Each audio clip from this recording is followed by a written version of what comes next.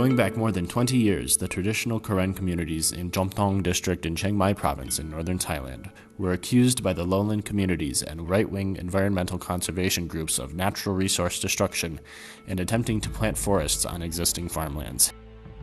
They also exerted significant pressure on the highland communities, thus creating expanding conflict to the extent of blocking the Karen from using the roads into town.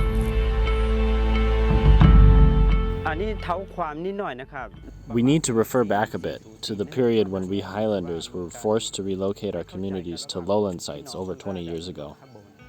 Our brothers and sisters in the Highlands and Lowlands experienced many incidents of relocation and road closures, which led to greater and greater conflict, sometimes bordering on near violence. In order to end the conflict, nearby villages joined together as a network to generate understandings with outsiders regarding the true facts and knowledge of indigenous lifestyles. But when these incidents occurred, we immediately came together to prove ourselves and to refute the claims that we were the cause of deforestation. At that time, we worked together with Impact Association in our joint struggle using basic data in backing up our rights and sharing of the forests.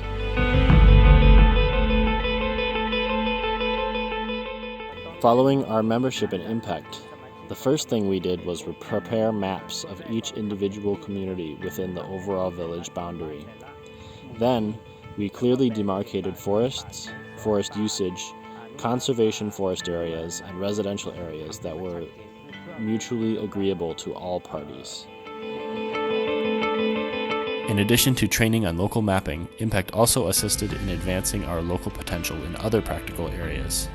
Most obvious was the development of our human resources, including local leadership through training and enhanced knowledge throughout the communities, and the preparation and use of data in preparing maps, delineating boundaries, and budgeting and finance. Though this was not extensive, it went right to the heart of the communities and their organization of activities, for example, in the ordination of trees. Some, like Kun Sunan and others, followed up on local policies as well as the content of state policies as they impact communities. Kun Sunan Tangchai Jalun Kun, one of several local leaders who received training at that time, saw that community land and traditional lifestyles could have disappeared if the people had not banded together and received support from Impact. If Impact had not assisted, and if the district office had said, "You can't do this," if the forestry officials had given out other instructions, the people would not have fully understood the situation and the negative impact it has had on Karen lifestyles. And we would not have had the methods and processes to promote our struggle. We would not have known how to approach and debate the government agencies for our own benefit and survival.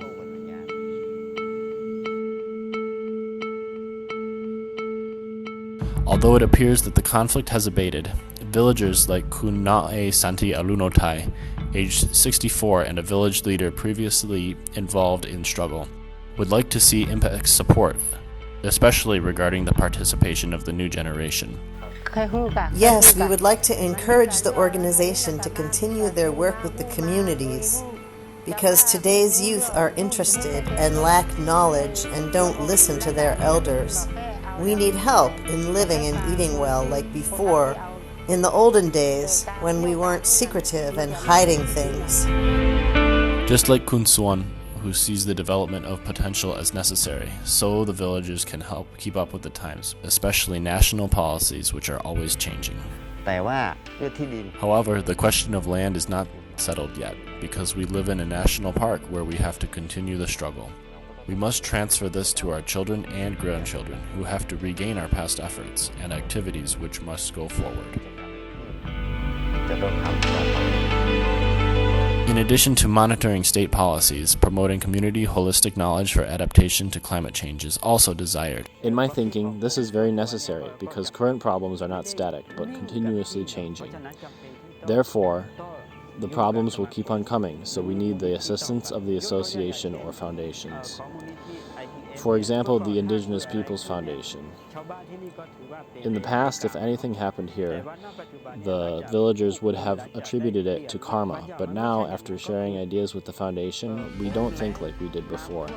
If the rains don't come, or if there's flooding, we have the basic data to help us adapt. We know our community better. We want to thank you sincerely and hope that you can continue to help. My generation will soon be gone, but we want our grandchildren to be well, to have enough food, and continue to farm their well-demarcated lands. The lowlanders needn't get involved. We can manage our own communities. IPF and Impact must stand with the villagers. Like I said before, when we have our forest, we have to consider our stomachs, and the community stomach as well. For example, stable occupations and food security are necessities for the community. A forest without these does not ensure our survival. We still need your support.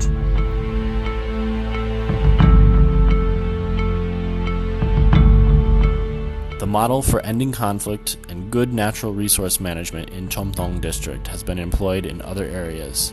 For example, in Mechantai village in Chiang Rai, and the Natural Resource Conservation Network in Mejok Mela watershed in Mae Tang District, Chiang Mai, as well as other sites.